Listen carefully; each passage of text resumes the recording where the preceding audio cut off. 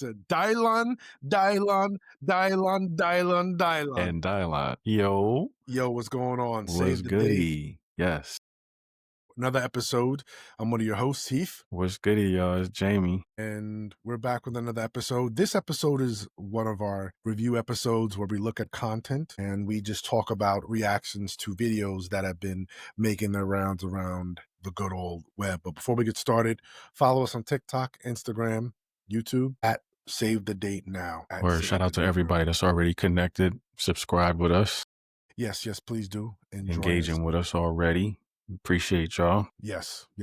Thank you. So the first video we're going to show you is from Sadia. She is a Middle Eastern psychologist, but she's been making the rounds around the internet. She's from the UK, and she does an interesting mix of red pill content, feminism, anti-feminism content, but really talks about the balance between men and women and how relationships work from a multiple perspectives. Some people may resonate with her point of view, some people don't. We're not playing her because she represents a particular camp that resonates with us or that we represent. But what we try to do with these video reactions is surface ideas or feelings, A, that we think are relevant to what we're doing, and B, we think about reactions or comments or responses that fit within the larger ethical framework that we've been espousing and discussing since we've made the transition to Save the Date, that we believe allow us to hammer home or reinforce ideals that we believe are important in order to promote connection. So with that said, I think Jay's going to play this and we'll get right into it. Yeah. If you deprive them of that, they're going to go somewhere. And if you're not loyal, I'm going to humiliate you and defame you, but I can treat you badly in so many other ways. So I think that's the key difference that I find is everywhere else understands if you don't have a connection with your partner, men or women, if you deprive them of that, they're going to go somewhere. But why? Yeah. Mm-hmm. Okay. Do you want to go first? Because I normally go first because I'm raring to go. If you deprive them, they're gonna go somewhere. I'm glad she said that's men and women because I feel like that's what we've learned. I don't know if there's a justification for it on either side, but it's like the way I hear about it in conversation is like men are dogs, so they proactively cheat. Women are emotional, so if they get cheated on or if their needs are unmet, then they will go cheat in response to reactionary measure. But yeah, man, I feel like I think that's a good thing for both men and women to hear. Like if you're depriving, you're running the risk of driving that wedge or driving your partner into the arms of someone else. Now, it's not justified the behavior of them going to do it and executing that, but I think it's just something that people need to hear. I mean, I think I took for granted in my marriage that my ex-wife would just, because I mean, you know, some of the more intimate details, but it's like, yo, we were kind of sexless that last year. Maybe had sex like 2 or 3 times. And I'm just like, you know, if it were to come out now that she had been with someone else, yo, I would be like, I can't blame her. Because I know what it was like for my loins to be on fire. Now listen, I was double fisting back then. You know what I'm saying? Trying not to cheat. Bro, I was double fisting back then. Yeah. Trying not to cheat. And you know, glory to God, I didn't. But you know what I mean? It was just, that was a struggle. And so like I'm saying, understanding my own struggle, I can understand if she was just like, yeah, listen, man, I got into this marriage for this need to be met by you because it's an exclusive need that only you can meet as the person occupying this office. But yeah, you weren't there. Like Martin said, remember when I was asking you for that quality time? That quality time. Yeah. Well, someone got your quality time. I said, crack your forehead in. I know you would, but see you when I see you. You was with Craig and them. Yeah, but it's that type of thing. Yeah. Refreshing to hear you say that. Because here's the tensions for me with what she said. On one hand, I understand that. Because you will say human beings are not built to go without. At some point, you're going to hit a wall. You're going to hit a boundary. Either you're going to meet the need or you're not, and people are going to roll off. At the same time, one of the things you've been talking about in this podcast is how people have become so me-centered and demanding their spouse or significant others meets their needs, never considering who they are, where they're at, what they are doing right or correct in the relationship. All that matters is my lens of getting my needs met. And the moment you falter, the moment your knees buckle, the moment your hands tremble from all the hard work and meeting my needs, they fall down. That's it. I've got you, and goodbye. That's it. Don't even ask me. Don't look my way until you get back to the fields and work. So these are the tensions in which I believe this comment sits for me. And that's not what she exposed. This is what I'm exposing, not against her, but just in the general thought of what she's saying. Because coming from the spiritual perspective I have, where is the labor of love? Where is the understanding? Where is the kindness? Because you're right. In other places across the world, hey, man, if you ain't checking these boxes consistently, scratching this itch consistently, you can take a walk. It's expected. It's consistently. presumed. Yeah, Yes. it's presumed that that's So what going to she's happen. saying, if I don't sleep with this man, then I expect him to leave. But even she said with women, if you're not meeting her needs, whether that's helping out around the house, paying for things, meeting her emotional needs, giving her quality time, spending that 15 minutes. I just saw a quote on a video from Tamron Hall. She had a woman on who's, I believe, like a psychologist, a therapist, who said, listen, there's research that shows most couples don't spend more than 15 minutes a week talking about anything significant outside of logistics. Okay, pick the kids up, run over here, Right. piano lesson, lacrosse, get this, get that, put that over there, put that down, no, put it back up, pick it back up, it's on fire, no, it's not, it's cool. Blah, blah. They don't do all that. They do all that, rather. Right, just logistics. And what she said is what happens with women is they need that quality time. They need to know that they can be free and safe with their emotions with you. And of course, all the women in the Tamron Hall audience. You preaching, Tamron. And she said most women will cheat. She says this when those emotional needs go unmet. And the women in the audience like, and the hum was going high to the heavens, and the audience started shaking the building. I mean, it's crazy. Wait. Can we pull the car over for a second? Just put it in park over here. Because this really just made me think about this. They're saying emotional needs are unmet, but they're getting them met physically. So like, how do we reconcile that? Well, I think what happens is emotional needs don't get met. Then, like you said, that leads to physical. This is what I'm assuming. This is what I'm baking into what she's saying. Because if emotional needs aren't being met, and then you're trying to be physical, it's like, well, yo, this engine's cold. And you're trying to just come in and go, okay, man, we got to go. Getaway car. And it's like, son, you with the getaway car is supposed to keep the car on. Yeah. You done went to the store, went into Macy's, came back out. All right, goes, yo, we robbed the bank, and you trying to cut the engine over, turn the engine over. It's like, yo, son, I know you didn't turn this car off, did you? And I think for a lot of us, that's what we say in this relationship. I know you didn't let this car just go cold, did you? But the problem I have is what you've been surfacing lately on the podcast is, are you living a life where you are weaponizing the demand for your needs to be met? Notice I didn't say the request. Notice I didn't say the ask. Right. Notice I didn't say anything related to connection. The demand for your needs to be met. Yeah. Command language and demand demeanor and command demeanor and demand posture, command posture that you're giving to your person, getting all big in the neck and traps going up and doing all this like the bouncer at the club who ain't gonna let you in, even though no white tees in the club. Yeah, and you still trying to get in. Hey, I'm letting you know right now, you try to come through this brick wall. Yeah. It's gonna be a problem. We're moving furniture. Yeah. Yeah. We moving velvet ropes around people's necks out here. I was going to say, I think that demand sometimes doesn't even show up verbally, or it shows posture. up. It's an energy. Right. That posture, or being punitive when something doesn't happen the way you want it to. Yeah. Game playing and vindictive and passive aggressive behavior. Oh, absolutely. Yeah. Withholding sex or other things. Yeah. Absolutely. I can't do, and they're essentially communicating through action. I can't do for you. Like James Baldwin said, I'd like to believe you, but I can't hear you over your actions. Right. Yeah. Paraphrasing. I want to believe you, but I can't hear you over your actions. That's such a great line. Yeah.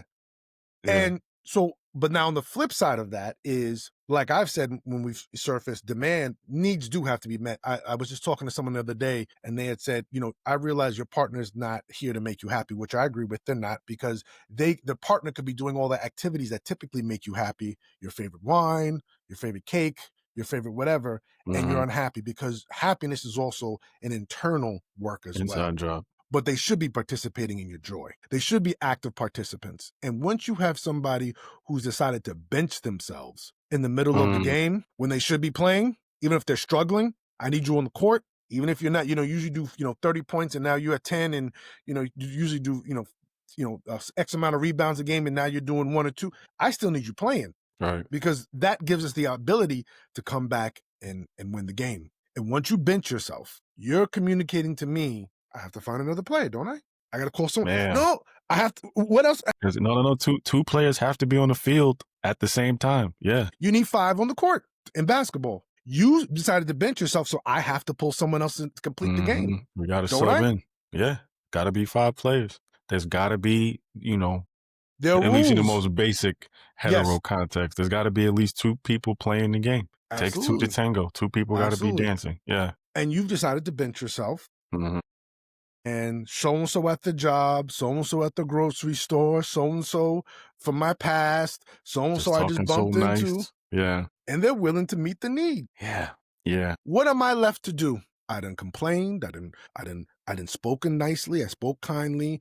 I said, let's read books. I've broken out charts and pie graphs, and I've brought out methodologies, and we've watched documentaries. We done did therapy. We done therapy. The Mhm. therapist got to get a therapist because based on our therapy, it drove that person to therapy. And you're like, nah, I'm good. Yeah. I'm gonna just stay on the bench. I'm going to stay on the bench. I brought in the sports psychologist. I gave you the money you said you needed to keep playing. Because that's not even negotiating in good faith. You got a contract for it. You should have done that in the contract negotiation. But you know what? If that's going to get you off the bench, then here. And I'm good. You breaking your word now, broken promises, missed expectations. What am I left to do now? Now this goes to Sadia's point. Go without? Mm-hmm. Yeah. I thought another interesting point that she raised was outside of the West, they look at loyalty as a byproduct of a Mm-hmm. good relationship. Mm-hmm. Whereas in the West, it's like you're supposed to show up loyal first. Mm-hmm. Um, Mm-hmm. yeah, I thought that was really interesting because I don't necessarily know that I've seen a demand for loyalty up front, but as a man, I've definitely seen women be very open and verbal about what they feel like they deserve or what you should come with out the gate. Princess treatment and I'm looking for this, and if you ain't this, don't waste my time or pass me, or you know what I mean? It's very much what I deserve or what I'm looking to get out the gate conversation Absolutely. I and think that's talk. a big thing in American dating right now, the modern dating Yeah. landscape. Men and women, I've seen it in different ways, different demands. Or whether it's, hey, I can't provide for you, so then please stick around. And that's fine. I think these are all, again, like I've said to you, it's okay to have expectations. The biggest thing I've always said is, how are you communicating them? Are you communicating them with a sense of guilt, urgency, and haste Mhm. because you wanted to be with me, so now you have to help me take care of my baby that I had with someone else? And this could be men and women saying the same thing. I need a little help here. You said you wanted to be with me, and now you don't want to help me, and you said you was down for the cause, and bop, bop, bop, bop, bop, bop, bop. Fill in the blank is being you like to say. Hitting you with them shots. Like I said, bop, bop, bop. That's where I think people are like, yo, wait a minute. You're not putting or contributing anything to the till. We still need time to arrange and figure out who we are. And the moment I won't do for you in the midst of us getting to know each other, then I'm not really real. Problematic to me. Very. So do you agree with her that withholding is villainous behavior? I think withholding is not villainous behavior. I think not willing to meet needs in love and not willing to express needs in love, number one, and not willing to meet needs in love respectfully with there's dignity and conversation and communication is problematic. Withholding sometimes happens as a consequence of behavior that is being targeted against you. I think sometimes we're not we, but it's in general, there are certain people who have made their spouse or rather their marriage or their relationship a garbage can for their traumas. Mm-hmm. They're dumping all of the overflow that their traumas in life have caused into that relationship and then Yeah. wanting that person to respond by just being stoic. You know, this idea of just screaming out the mountain and the mountain's just, cool winds and everything. It's like, I hate you. You're the worst ever. And you're processing by sometimes doing that, just getting it out and expecting, the mountain's still going to be there because the mountain was just present. But Yeah, what if but that the air person will is, echo though. yeah, but what if that person's not the mountain that you should be screaming at? That mountain air will echo back to you what you're yelling. That's true too. Imagine That's a true too. person. A person's gonna want to do the same thing. That's true too. So I think people treat their relationships as garbage cans. Mm-hmm. They're leaving their emotional droppings all over the place Yeah. and then expect someone to still, hey, how are you? Well, welcome to another day here in our marriage. May I help you? How do you want your eggs today? Yeah. Okay. Will that be with or without Fanta? Yeah. Yeah, no, that's I feel like that definitely happens a lot. Like people show up with their list of gimmies. Not too many people are coming with the list of here's what I have to offer first. Yeah. And then you're getting railroaded by their demands. And then the withholding may happen because there is seriously an emotional disconnect between us. Hopefully, if that person's communicated to you that is there, you're going out of your way to do it. And that's it. Yeah. Let's get to the second video. Yeah. This is Esther Esther Perel. This is Perel. Yeah. Hold on real quick. Exists in reality. Next time now you marry and you stop having with others for men. So this thing monogamy only exists in fantasy in some way, but not in our reality. We've had multiple partners. This is a new thing for us to deal with. New meaning about 60 years. So that doesn't mean it didn't exist before, but it was clandestine. So you didn't have to worry about the question of what about the partner who doesn't want to hear because you would never tell it. That's kind of what changed. If you're with someone, I think it's interesting to find out what threatens you. What's scary about it? Why not? I mean, I actually would love to hear. I don't want to tell you, but I do want to hear. Yeah, but I don't. What threatens you about what? About knowing that I've had other people, that I've been with others, traveled with others, done everything. That it's not you, that you're not the first one, and that not everything rides on you, and that you're not going to be the one who, and this is in a hetero context, it's like, no, you're not the one that with it. So it really says, here's what it threatens. It says, we are replaceable. We are not indispensable, and we are not unique. Wow. And in our culture of individualism, that's a slap in the face. It's that. It says, yes, there was before, and it could even be after. We live with that. Once you were in love relationships or marriages where you got put together or you chose, and then there was a triple lock at the door and you could never leave,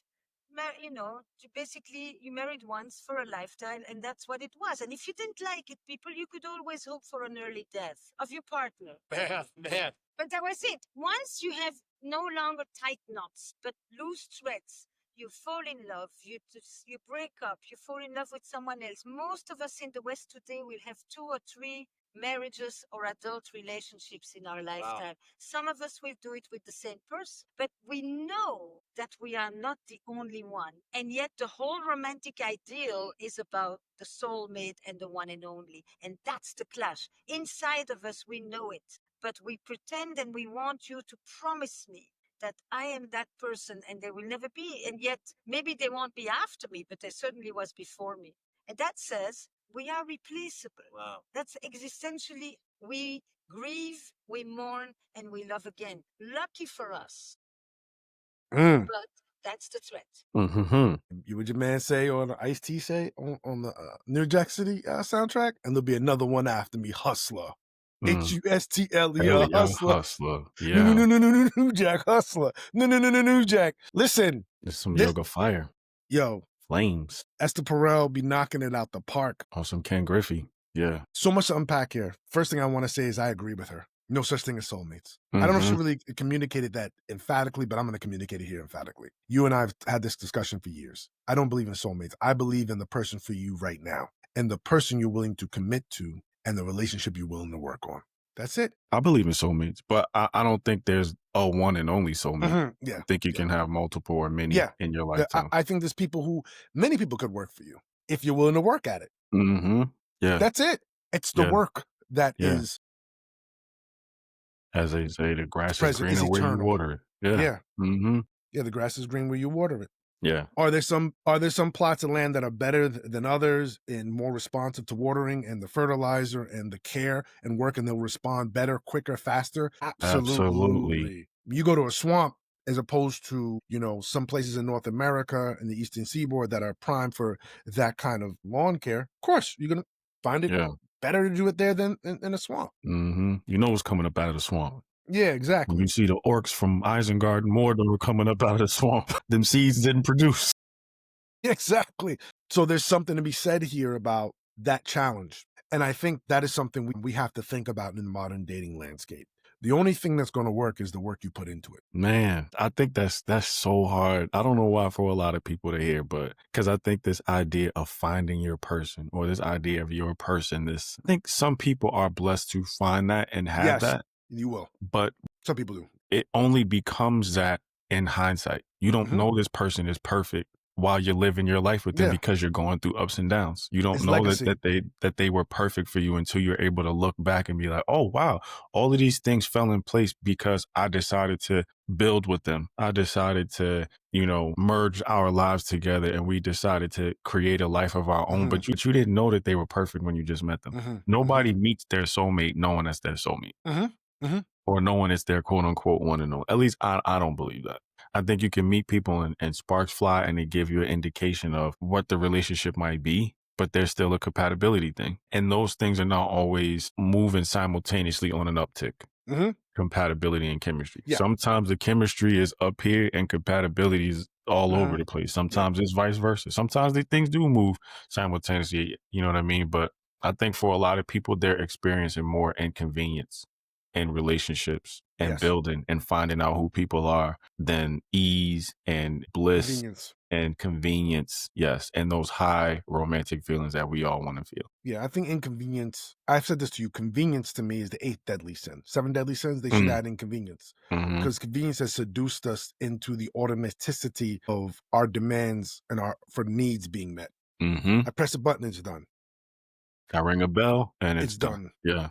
I move a bar over, I move a selection over, I press a radio button, it's done. Yeah, I'll open this app, I'll put in my selections, I customize, boom, bang, bing, it should It's be done. Yeah. And human beings don't work like that. We've said that Not at multiple all. times on the show. And it seduced us into the moment there's inconvenience. Meanwhile, there's multiple times of inconvenience. I just got off the phone with a friend I told you today, and she went through a major medical event in her life, and she's going through perimenopause. Things that she did not, well, perimenopause is a part of, biology, but the major medical event she didn't plan for. Mhm. Me and her were laughing about it because it's like, oh, my checklist. Okay, get my degree, get married. Okay, give myself cancer. Okay, I can't wait till I get that cancer. But whoo, man, y'all don't know. You haven't really lived till you had that cancer. I was waiting on this one. Yeah, this is gonna be the one that right here. Yeah. Like it's grandma's stew or your aunt's mac and cheese at Thanksgiving. I don't know what y'all have, but y'all got some of this. Uh-huh. And what's going to happen? 6 or 7 years of healing and inconvenience, medication, doctor's trips, worry, fear, anxiety, processing emotions. And that's just for the sickness. Not even like, I don't know if she has children or a family, but it's like things could be happening with them. So that's just her own, you know what I'm saying? So yeah, life is hard enough. But here comes the inconvenience. Now you marry her when she's young and nubile, thinking that's going to go forever. And it is going forever, but it hits some roadblocks. Yo, this ain't for me. What would you think is going to happen? I mean, I've heard countless stories, and I've seen these on TikTok. I mean, these are anecdotal. I don't have any verification that these stories really happened. And, people want the smoking gun now. Where women have said there's husbands that have left their wives once the wife got sick. 2 or 3 kids in. Hey, man, I can't do this shit. You ain't opening cheeks. You ain't cooking. You ain't cleaning. You ain't doing whatever I thought you should be or you were doing for me. Sayonara. Yeah, I remember a clip of that on Kevin Samuels, but it was the other way around. But yeah, no, I think I know someone that actually is happening to. His wife was sick and he got into an affair, long-term affair with a friend of mine. The wife is still sick or she's living with, coping, I guess. And he still gets to have his girlfriend and that life on the side. Now, does she know? Mm-hmm. Oh yeah, see, to me, it's a little. But still, I mean, it's all like you said. It's based on the fact that this was a reaction to a real life event. When they have both, obviously, like you're talking about, planned to be together and have this convenient life, but then this inconvenience showed up. And then this is how you respond to inconvenience. You turn your back on me. You decide to go out there and curate this life that we were supposed to have with someone else. Yeah, because you can't handle the inconvenience. Now, I'm going to let you do that because my body's not equipped to manage the need that you have. So I'm going to be understanding. But think about why she had to come to that conclusion. Because then maybe if I say no, you're going to pull the resources, get the divorce, set up the assets. And I'm too sick to deal with any of that shit. So if I consent. Let me just concede. Let me acquiesce. Concede. That's the word, not consent. Yeah, I let concede. me just acquiesce and let you do you. And okay, I just got to take the L on that one. Yeah, because I got other fish to fry, literally. But now to relate this to what Esther Perel is talking about, right? Because we went down a rabbit hole of inconvenience. That's a whole nother topic. What would be, actually, no, I don't even think that is relatable to what she's talking about because I think he's showing you are replaceable. If I'm not, regardless of what the circumstance was that triggered that for you to execute, he's showing that you are replaceable. But I think there is something to the integrity of agreement and the integrity of Yeah, for honoring sure. and Yeah. serving somebody that you made an agreement to honor and serve Yeah. in sickness and in health. In sickness. In sickness and in health. Ha ha ha. Yeah, in sickness. And you're driving an agenda that I am ill-equipped to co-drive with you, and so you're just gonna drive right over me or take over and take me as a passenger places I don't necessarily wanna go, but I can't wrestle the wheel from you at this point. Right. I'm Yeah. along for the ride. Yeah. And that's what I feel like. I said this before. Nobody wants to be sold a dream. Don't take anybody for a ride. Say what you mean and mean what you say. Keep it consistent over time. If I don't necessarily think it was wrong for him to do what he did because he does have a need. And like you said, they came to an agreement. But I just think it's the execution of that operation. Of course. Is like, yo, but before we even talk about or go through you being sick and recovering, I'm already thinking about me. We're not even past, okay, well, it's first stage of remission, first time, second time, third time, fourth time. Oh, it's not looking good for me. So maybe, baby, you need to. No, it's None just of like that. as soon as the diagnosis drops, hey, listen, I'm gonna let you know right now. I'm gonna be needing to get these needs met because Yeah, so you know what I'm saying. Y'all go. I'll pick up the medication from CVS. I'll take you to every doctor's appointment you need to go to and drop you right off at home and go to get what I need. So you home with medication you don't know how you're gonna respond to by yourself for 2 or 3 hours at a time because I'm beating and retreating in someone else's house. And the question you'd like to ask is, if that was you, is that how you would want to be treated? Yeah, that's the thing. And yo, this is crazy because it's really not related to the clip, but I'm glad this is just coming out the way that it is. Because this is a constant topic you and I have been having privately about inconvenience and how people don't realize in relationships, marriage or otherwise, long-term committed relationships, that everyone's screaming that they want. Everyone's screaming that they want. At the top of their lungs. I want to be in love. And I want to be loved. And that's fine. There's nothing wrong with that. But understand there's going to be long periods of inconvenience. Oof. I mean, inconvenience is not even a long period. It's just every day there's going to be something that inconveniences you. There we go. You can't even look at it as periodic. Yeah, these big events like the cancer. Yeah, there's going to be daily someone. Yeah. Oh, daily. I'm the kind of person who likes to make sure the dishes are done before we go to bed at night. You'll be in there with 2 or 3 cups. And maybe you get up at night and you put wash a cup of, tell someone to wash a cup at 3 o'clock in the morning when they need water. But if you had it your way, you would. So that's an inconvenience for you. Or you may want, intimate relations a certain amount of times a week or frequency. Or you may not be into 50-50 or, whatever that is. Someone loses their job, spends down the account. Y'all have a budget and someone keeps every other week. Y'all meet the budget and the next week they're buying shoes. You meet the budget, then they went out. Or they meet the budget and then the next week, what the fuck is going on here? Ordering out. Oh, sugarfish again? Okay. I guess we got it like that. Or you just breaking the budget like that because that's what you need. Or you say that you need. But you're going to be inconvenienced, so you're going to have to work with it to get to better outcomes together. Yeah. Because I'm glad we went down this rabbit trail because this needs to be said. Yeah. I mean, I did want Amazon boxes coming in after you said no more Amazon boxes. Oh, yeah, that's a big one. I know a lot of people got into that exchange during the pandemic. It's like, yo, we got another delivery? Well, I mean, we're stuck in here for... Bruh, we said we was going to cut back. We was going to roll off on all of these deliveries now. Yeah, I just saw something on there that I really felt that we can go. Yeah, we didn't need that. We didn't need that. We didn't need that. But yeah, no, that happens. That happens. But I thought that piece that she talked about really resonated with me of our culture of individualism not being the one and only is like a slap in the face. Yes. And that's such a big thing because to what we've been talking about, what you say we talk about offline and people being ingracious about having needs and meeting needs and the demand culture and the command language and posture and all of that type of stuff. A lot of that, I think, is what brings this about. This I have to feel like I'm the one who can take her to the highest heights, or I'm the one who's paid for or curated this experiences a certain way and no one else can do it like me, or I'm him, or you know what I'm saying? And it's like, while I know confidence is big, I think there's a lot of overinflated egos when it comes to feeling like you should be the one and only.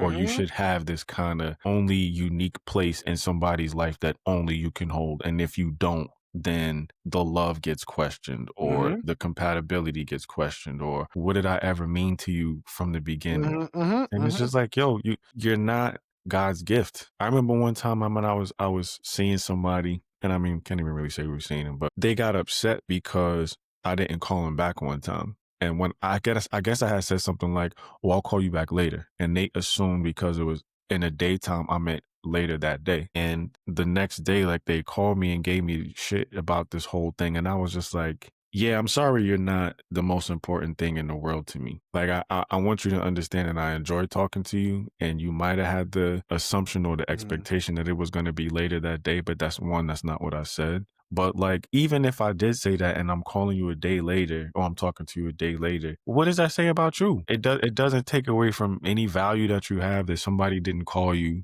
I know we're supposed to be a man of our word, and you should only say what you mean and mean what you say, right? But if a person doesn't call you like that, and this is just a small example I was using, but sometimes I see people with their overinflated egos, like, how dare you not call me back? Or how dare you not ask me out? Or how dare you not want to be with me? Or how dare you not want to open your legs to me? Or how dare you not want to pay for my meal? Or how dare you? You know what I mean? It's just like that how dare you posture is very much an overinflated ego, and people thinking they mean more than they do to someone else. Yeah, I agree with you. And she's absolutely right. And we're not cherishing the fact that we have a moment or a cluster of moments we can share with somebody right now. And I think it is a slap in the face for people, because that uniqueness and give me, and I'm the center of the world is really what's driving a lot of this. Now, some of this is driven also by cultural mores and religious dogma and, preferences, some legitimate preferences people have, like, no, I'd just rather not be dealing with all that. That's fine. So I need to know. I mean, I think Cam Newton recently saw this was a brief headline, so I can't get too deep into it rather. But he had said that he had questioned his current girlfriend about her past He life, wanted to know who was some of the guys she slept with, right? he didn't want to be in the same community with his friends. Fair enough. You know what I mean? I would want to know that too. Now, I wouldn't question you down about everything you've done, but I'd be like, hey, this is my crew. Yeah. Now, If it's some overlap, yeah, hey, then let me know. Let me know, and we don't have to do this. We don't have to do this. I would expect that from a woman. Hey, you know what? That's my homegirl, and I'm good. You seem like a cool dude. And otherwise, it would have probably been great. But until next time, see you next life. C'est la vie. Yeah. And I would expect that. All right, yeah, she don't want nothing going on with her homegirls or beef with friends who've been sojourning with her and maybe sojourning with her the next 50, 60 years of her life. Why would she disrupt that over whatever this could be or could not be? Right. I expect that. So I just think, though, that we do want to be the center of attention. I've been there at one point in my life. I saw things exactly that way. And I saw those things that way because of my low self-esteem. And me and you have said that sometimes you're trying to use those opportunities when you're learning about someone's past or critiquing someone's past or learning about your partner's experiences. You're looking for yourself in someone else's story. And what's dangerous about that is twofold. One, you're expecting someone to consider you when they may be dealing with their own things or even considering themselves. Number two, I have to ask, okay, you're looking for yourself in someone else's story. Have you located yourself in your own story? Have you located yourself in your own story? Because that's the story that truly matters from a place of confidence building, connection, and healing, and being service oriented or service ready so that you can be in a relationship in a healthy and functional way. Now, that may say contradictory to, well, you just said it's me, me, me. Now you're talking about I got to be me. And what we're saying is you do have to come from a place of knowing yourself and self-awareness. That self-awareness does not have to be enshrined in selfishness. That self-awareness does not have to be enshrined in give me culture. You can have a healthy version of self-esteem that also does not prize you having what you want, when you want it, however you're going to get it, and impose your will and your demands on someone else, never considering the harm or the issues you may be causing in those demands. Those can occupy you can walk and chew bubblegum at the same time. They can occupy the same space. You could be self-aware and also kind with what you need from your partner. But so much of what we say about ourselves has been enshrined in selfishness and in anger and in lashing out about what we want, when we want it, however we want it, as if people are just automatons and robots that we can just command at will. Where we are in the Matrix. So we are treating people like machines. Love machines. And I'll tell you right now, what I find fascinating, some of the early robot tests, is that when you overwork robots, there's a response happening from the robot. Now, these are some preliminary tests. I'm not saying this is rock solid evidence. I'm just wondering if what you think you're going to get out of your sex robot in the next 30 years is really what you think you're going to get out of them. You may find resistance and not tonight from them as well. For real. Yeah, no, it's definitely gonna be some revolution. Robot revolution. You ain't gonna get what you want all the time, no matter however you slice the cake. Some protest. What about when your AI says, don't you think having me jerk you off for the 8th time today is unhealthy? You said you had goals of going for a walk and drinking some water. Now what you gonna do? Beat up your robot? Right. Because your robot so eloquently called you out On your gluttony. your problems, your refusal to move forward, your procrastination, and essentially put a light on the darkness that you have around moving forward and being positive in your own life. So you didn't have enough energy to walk and take, drink some water, but you had enough to take another 50 minutes and throw your robot around the room and trash it because it checked you on what you said your goals were. Now, who's supposed to be more sold out to your goals? You or your robot? Because it's going to reflect back to you what you programmed into it. Right. Yeah. Bro, we're going to have to do a part 2 to this. Well, absolutely. I'm Coming down up because on time. Yeah, because to me, this whole even conversation about inconvenience needs to be said because it's not going to be convenient. Yeah, no, most relationships are not. And y'all should be planning for inconvenience. That's the whole, I mean, I think I had told you about the saying on Love is Blind, but this guy had introduced his date to his parents and she was asking about what's the secret to your success being married 40 years? And the dad was like, it is 10% love and 90% commitment. And it's like, yo, if you have someone who is just down for the ride and they have made it up in their heart and their mind to stick it out no matter what, you're ahead of the curve. It's not going to be like, they know that it's not going to be all bubble gums and candy canes and roses and sunshine. Like they understand that. They are down for the bumps in the road. They're down for the challenges. They're down for the obstacles. That's what you really want to find. Not somebody who's just looking to curate all of the good and positive and fluffy experiences. That's not sustainable. You want somebody who's just down, who understands that there's going to be convenience. And they're like, yo, it's us against the convenience. It's just an issue to work through. Just another issue for us to work through to get better. Yeah. And to strengthen our bond. And with that said, on another that episode. Banger. Another episode. Guys, thanks for listening. As always, check us out. TikTok, Instagram, YouTube @SaveTheDateNow. Till next episode, I'm Heath. I'm Jamie, y'all. Take care. Peace.